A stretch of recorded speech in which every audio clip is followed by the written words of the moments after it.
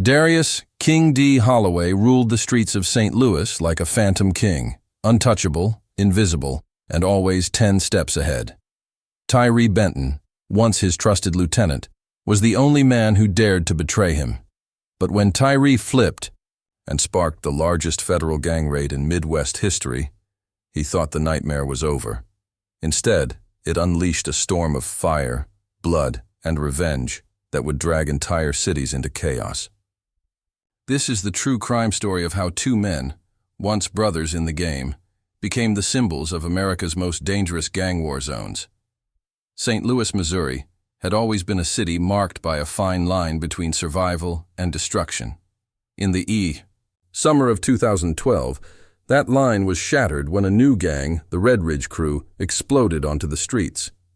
Their leader, Darius King D. Holloway, wasn't born into power. He fought for it, clawed his way up through blood and silence.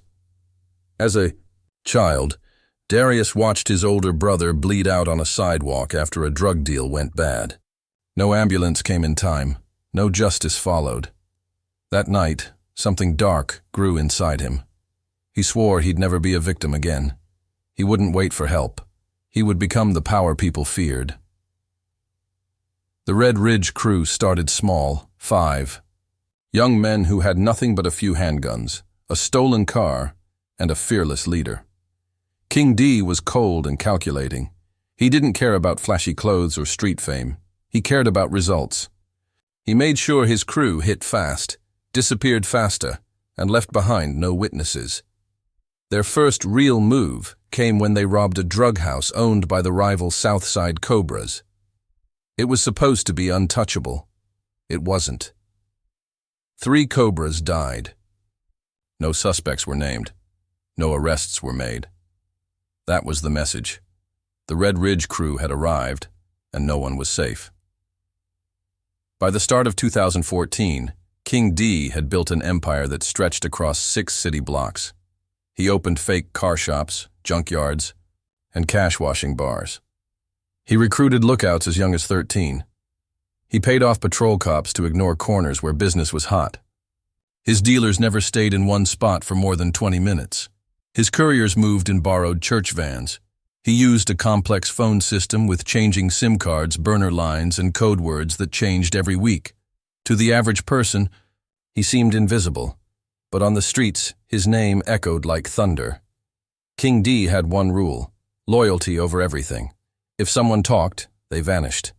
If someone stole, they were left where others could see the price of betrayal. That rule built a wall of fear that kept everyone in line. Until a boy named Tyree Benton came along. Tyree was 16 when he got pulled into the gang world. He lived 3 doors down from a known Red Ridge stash house. His mother worked 2 jobs, and his father had been in prison for 10 years. Tyree needed money. One day, a Red Ridge scout handed him $50 to stand on a corner and send a text if he saw cops. It felt harmless. But harmless turned into risky fast. Within 2 months, he was following cars, delivering envelopes, and hiding bags of pills in alley trash cans. Then came the night that changed everything. It was a rainy Tuesday, nearly midnight. Tyree had climbed to the roof of an old apartment to escape the noise of a party happening below. From there, he saw something strange. A van pulling up to a rival gang house. He watched closely. 3 men in hoodies stepped out, one of them limping slightly, a trait Tyree recognized. It was King D. Moments later, he heard loud pops, gunfire. He saw shadows running, heard the tires screech. Then, silence. By morning, the news reported 3 men killed in a suspected gang hit. No suspects, no witnesses, but Tyree had seen everything, and he had recorded it. For reasons he didn't fully understand, Tyree had started filming the neighborhood from his phone months earlier. He liked watching people and catching moments others missed. That night, he had the phone in his hoodie pocket, and though the footage was shaky, it captured enough. Voices, footsteps, the getaway van. He knew what he had was dangerous.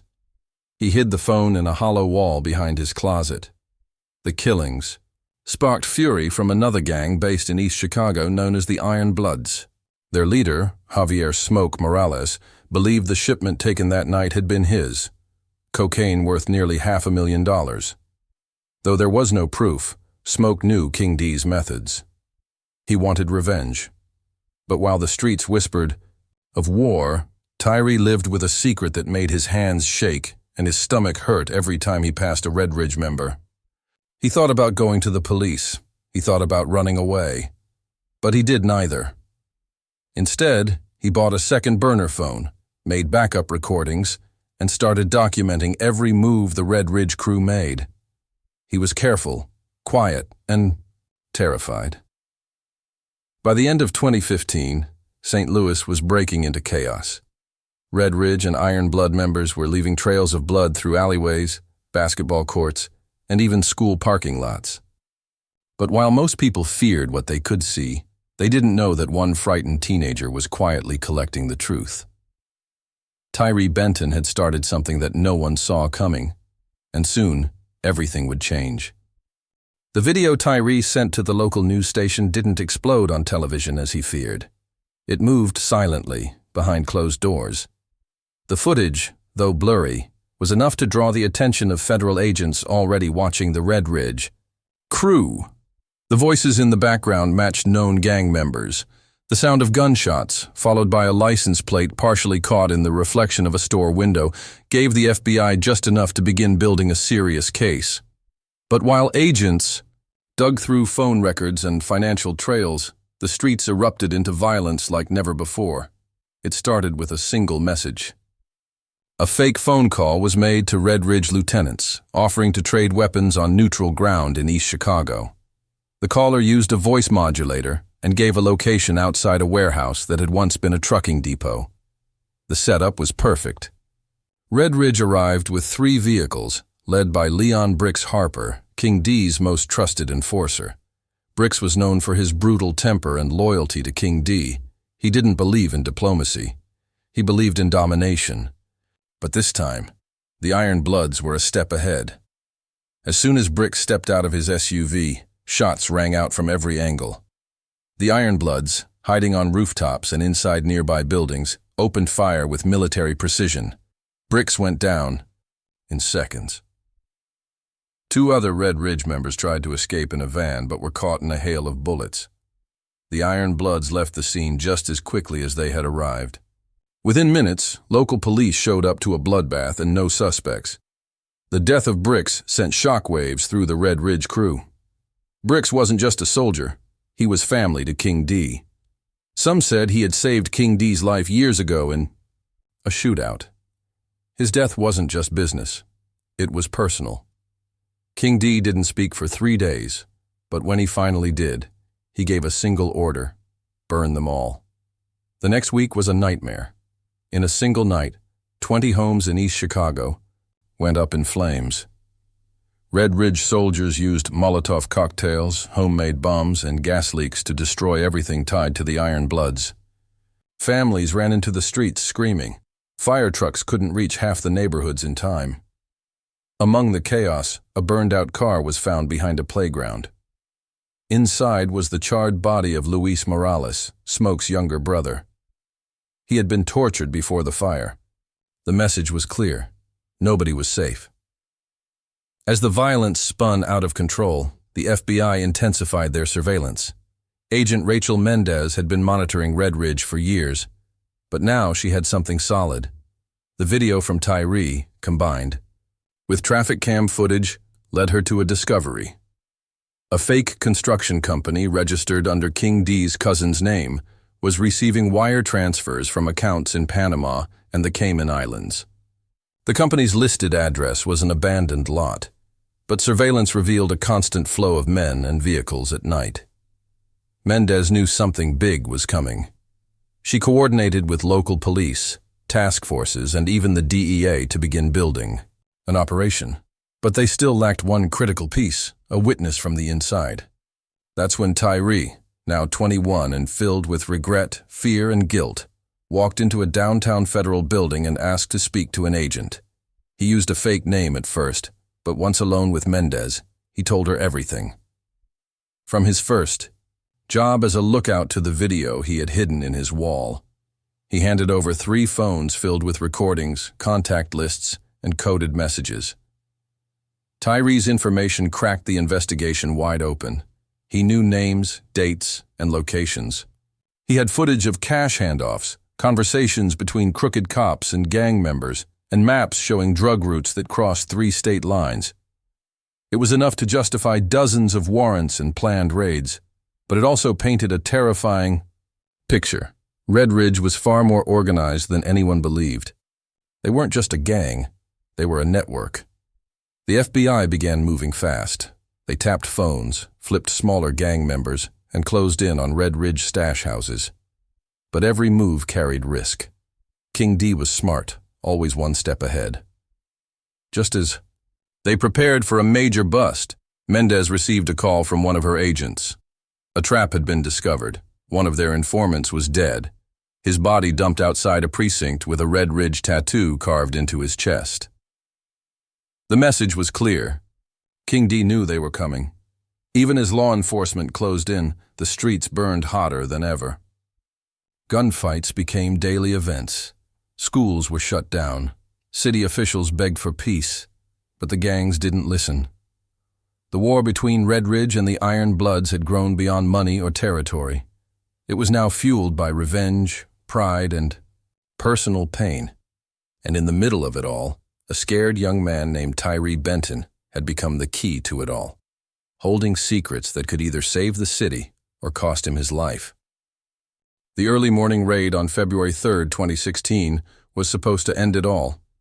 Operation Silent Flood had taken 6 months of planning, involving over 200 federal agents, SWAT teams, and local police officers. Their target, 10 properties across St. Louis and East Chicago tied to the Red Ridge crew. The evidence provided by Tyree Benton had been enough to secure arrest warrants for over 30 gang members, including Darius King D. Holloway. The goal was simple: cut off the head of the beast before it could adapt again. But from the moment the first battering ram hit the first door, it was clear something had gone wrong. At 4:42 a.m., agents stormed a Red Ridge-owned mechanic shop believed to be a money laundering front. Instead of finding cash and paperwork, they were met with tripwires and explosives rigged to gas lines.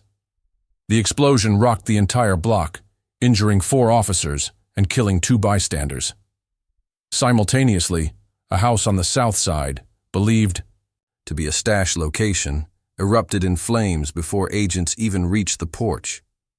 Inside, they found piles of shredded documents and a smoldering safe that had been deliberately burned from the inside.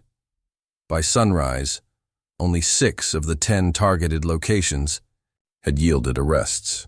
The rest were either empty, destroyed, or eerily clean. Most of the high-value targets were gone. And King D had vanished without a trace. The FBI was stunned. They had assumed Red Ridge wouldn't see it coming. But the truth was far more disturbing. Someone inside the operation had leaked the raid plans. Mendez suspected a mole, possibly from local law enforcement, someone who had access to the operations calendar and warrant details. In the days that followed, trust within the team shattered. Every officer became a suspect. Files were reviewed, phone logs traced, and internal affairs opened multiple investigations. Meanwhile, chaos erupted across the city. With King D missing, smaller Red Ridge factions began turning on each other. Some believed he had been killed.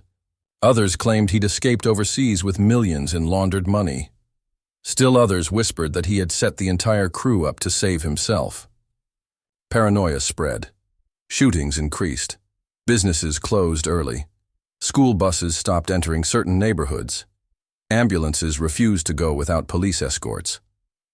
At the center of it all was Tyree, now hidden under federal witness protection.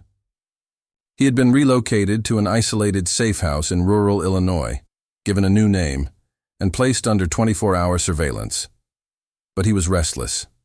Every day, he watched the news, waiting to see King D's name appear under a headline. But it never came. All he saw was violence, retaliation, and uncertainty. he felt responsible.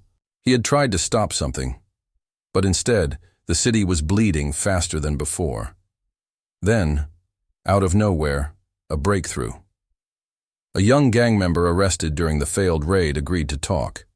His name was Derek Mouse Conway, a low-level courier who had helped move weapons between states. In exchange for immunity and relocation, he told investigators that King D had been tipped off 2 days before the raid. The tip had come from someone inside the department, but more importantly, he revealed where King D might be hiding. According to Mouse, King D had built a secret fallback bunker beneath an old church that had been boarded up for years. The location, disguised as a storm shelter, was accessible only through a trapdoor hidden beneath the pulpit. Mouse had seen the inside once, rows of computers, weapons, backup cache, and walls lined with surveillance monitors. It wasn't just a bunker. It was a command center. Agents moved quickly, surrounding the church at 3 a.m. 1 week after the raid. They expected a quiet entry, a cornered fugitive, maybe a standoff. But the building was empty. No signs of life, no heat signals. Just old pews, crumbling walls, and dust, until they found the trapdoor. Below, the bunker was real, metal-lined walls, stocked food, coded notes, maps, and blueprints of other potential safe houses. But King D was gone. A single note sat on a desk beneath a flickering light bulb. It read, "You missed your chance." The note shook Agent Mendez to her core. King D had not just escaped, he had anticipated every move. He had predicted the raids, the betrayals, and even Tyree's role. He was still out there, watching. The discovery of the bunker renewed national attention. News stations across the country aired footage of the underground room. Tyree, watching from his safe house, felt a deep chill. The more they uncovered, the more he realized how large the web truly was. King D wasn't just a gang leader, he was a strategist, always 10 steps ahead. Law enforcement braced for what might come next, because if King D was still out there, the war wasn't over, it was just beginning. Weeks passed without a single confirmed sighting of King D. Despite intense media coverage, public tips, and expanded federal efforts, he remained a ghost, slipping through cities, using burner phones, fake passports, and decoys. Agent Rachel Mendez believed he was testing their response time, watching how far the law could stretch before it snapped. What they didn't know was that King D wasn't just surviving, he was rebuilding. In an industrial corridor outside Gary, Indiana, a dormant warehouse began showing signs of activity. At first, it looked like nothing. A few trucks here and there, construction noise, and temporary fencing. But aerial surveillance revealed patterns. At night, trucks delivered unmarked crates. The license plates matched vehicles known to be associated with former Red Ridge members, some of whom had gone underground after the raids. King D was using the vacuum of law enforcement distraction to regather what remained of his crew. Inside that warehouse, a new kind of operation was forming. King D had learned from his mistakes. Instead of flashy violence, he focused on stealth. The warehouse became a training ground, a distribution point, and a recruitment center. The soldiers he gathered weren't the same street-level dealers from before. These were hardened men, ex-convicts, ex-military, and remnants of others shattered. Gangs who were ready to follow someone with a plan. King D gave them something none of their old crews could offer: purpose, structure, and a new hierarchy. While this rebirth was happening in secret, the streets above were still boiling. A splinter group from the Iron Bloods, calling themselves the Black Thorns, began attacking former Red Ridge sympathizers, believing King D had abandoned them. They burned cars, shot up funerals, and robbed stash houses, unaware that the man they hated most was closer than they realized. In retaliation, former Red Ridge loyalists started hitting back, but this time, they weren't just acting out of rage. They were under orders again, quietly, efficiently. It started with the death of Hector Ramos, a mid-level Black Thorns enforcer. His body was found hanging beneath an overpass, a playing card stuffed into his mouth. King of Diamonds. That was no coincidence. It was a calling card. The next target was a warehouse in East Chicago, where 4 black thorns were found tied together, each shot once in the head, their phones missing. The message was clear. The king had returned. The violence reignited fears across law enforcement agencies. The FBI launched a regional task force to find King D, but no matter how deep they dug, they kept hitting walls. Witnesses disappeared, informants recanted statements. Even Tyree Benton's location was nearly compromised when a black van was spotted circling the rural town where his safe house had been relocated. He was moved again, this time out of state, under a new identity. But the fear never left him. He knew King D would never forget betrayal. Back in Gary, Agent Mendez was running out of time. Pressure from Washington intensified. The mayor was demanding answers. The media was exposing law enforcement failures, and families across the Midwest were begging for peace. Mendez pushed her team harder, scouring financial records, shipment manifests, and intercepted texts. One name kept surfacing: Khalil Jennings, a former Red Ridge lieutenant thought to have disappeared. He was spotted at a gas station security camera 2 towns over, wearing a disguise. A sharp-eyed analyst noticed a tattoo on his wrist barely visible in the footage. That tip led to the breakthrough. Using facial recognition, the FBI tracked Jennings to a property outside Hammond, Indiana, an old foundry closed since 2009. When agents arrived, they didn't storm it immediately. Instead, they watched. Drones circled overhead.